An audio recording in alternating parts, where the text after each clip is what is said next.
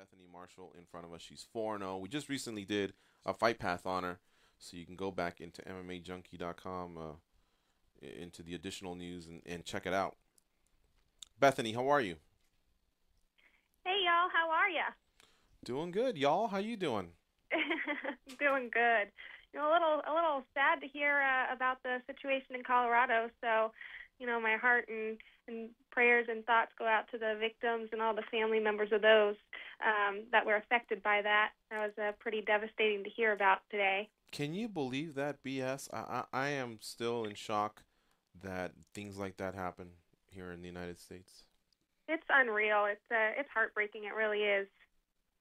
Yeah, we said the same thing. Our thoughts and prayers and condolences are with the family and friends of those who passed away, those that were injured, and even those that had to sit through that. I mean, I can only imagine the psychological damage they'll have for the next few days, months, possibly even years. To see a gunman, I mean, you're supposed to be safe when you go into a movie theater, to have Right. fun, to get away from all these problems and be entertained, and then to see something like that unfold in front of you, that's horrific.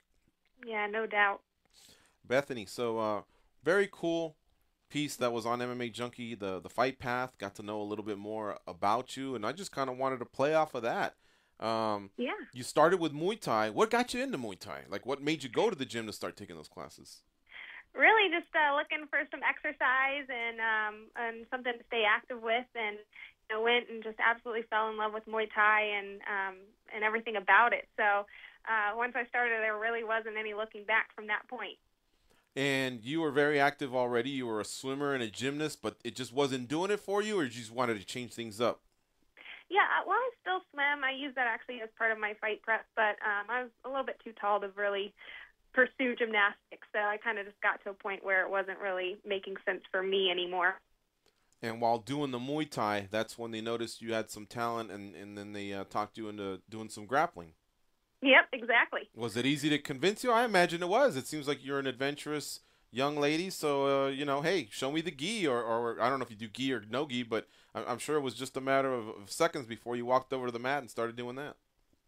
Actually, I was a little intimidated by it because I had really, I'd never really seen anything like it. So, so I actually worked with my main grappling coach, Nick White, for a while privately before I did, just a regular class with everyone else. So, but yeah, when I started doing the grappling, stuff just started clicking. Like it just made sense, and I actually have a pretty good knack for it, I think, now.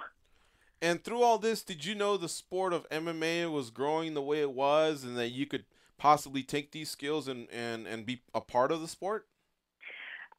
Really, before I got started, I really had no idea what MMA was. It was pretty, it was pretty new to me when I first started. So, I started following UFC, and then when Ultimate Fighter started coming on TV, I'd watch that.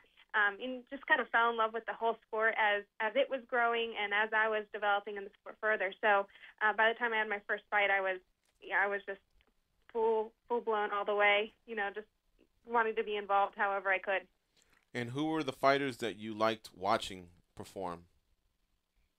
Well, as far as the women, Gina Carano, of course, was definitely, a huge inspiration. She just it was awesome to be able to see somebody who was out there, who was beautiful and doing something like fight and MMA. So she was definitely a huge inspiration. I loved watching her.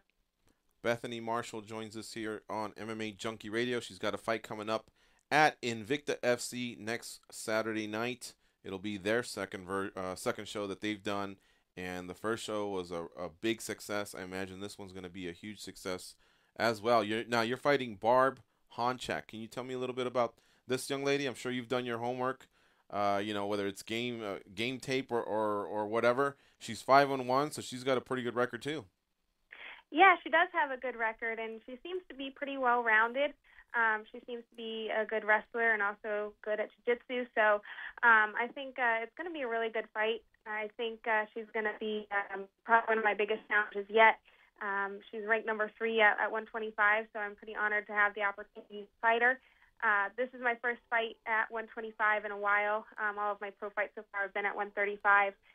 So I'm I definitely feel the most comfortable at 125, so I'm excited to make this transition, and honored to fight Barb. I think she's going to be a great opponent to face, and definitely been watching all of her videos, and we've got a solid game plan going into this. So I'm feeling ready. I'm feeling excited, and I love what Invicta's doing with just all the fights that they've got. They've done some amazing matchmaking, so I think ours is going to be fight of the night.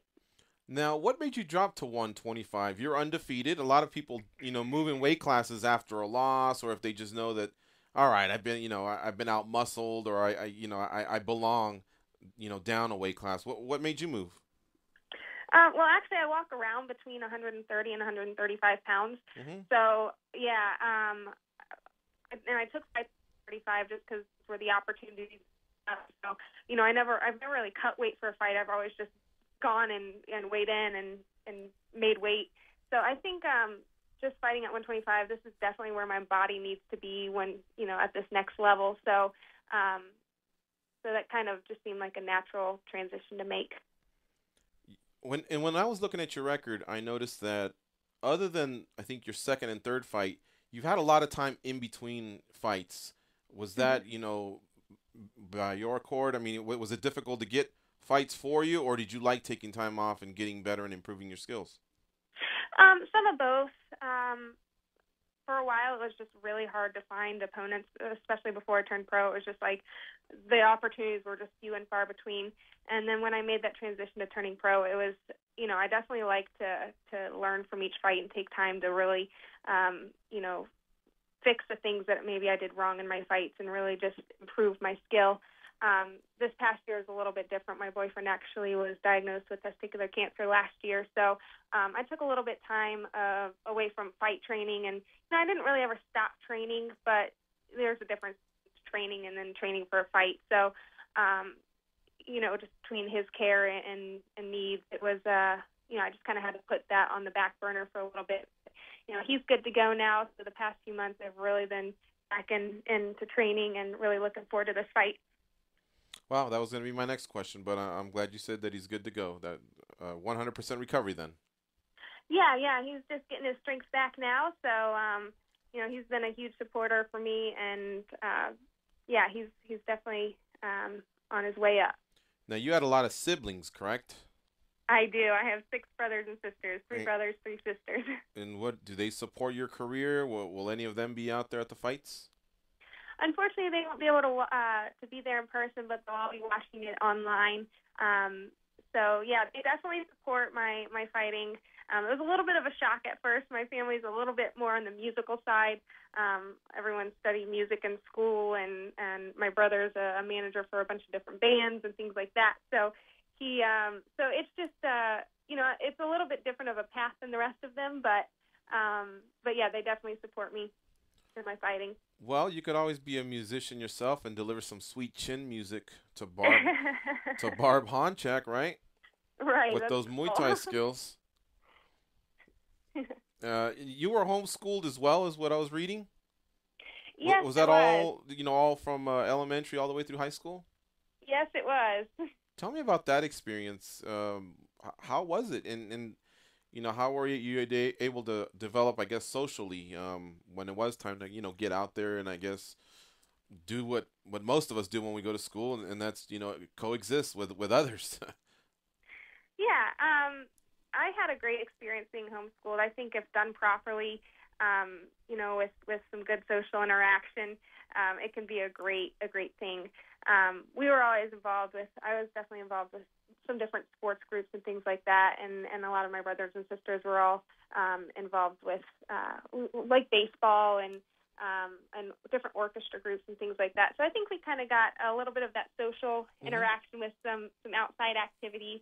But I loved the way my parents did it. They really allowed us to explore things that we were interested in, never really kind of forced us down a particular path. So just really encouraged curiosity and learning. So I think I've got that natural tendency to just get out there and find things that I'm interested in. I love that.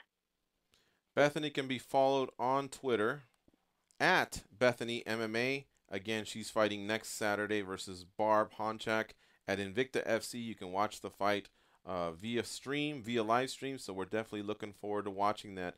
Bethany, thank you for coming on the show, and I'd like to give you this opportunity to holler at your sponsors or your fans, or you can just say a hi, y'all, to us again. Yeah, awesome. Well, I definitely love to thank all my sponsors, Clinch Guards, Slanty Watches, Split Lip Fightwear, Tussle Fight Gear, Brawl Base, Fight Chicks, and Get Some Extreme Wear. They've been awesome and very supportive, and thanks to everyone for the support. And thanks for having me on the show. Thanks, Bethany, for the time. Good luck next Saturday. Thanks. Bye. Bye-bye.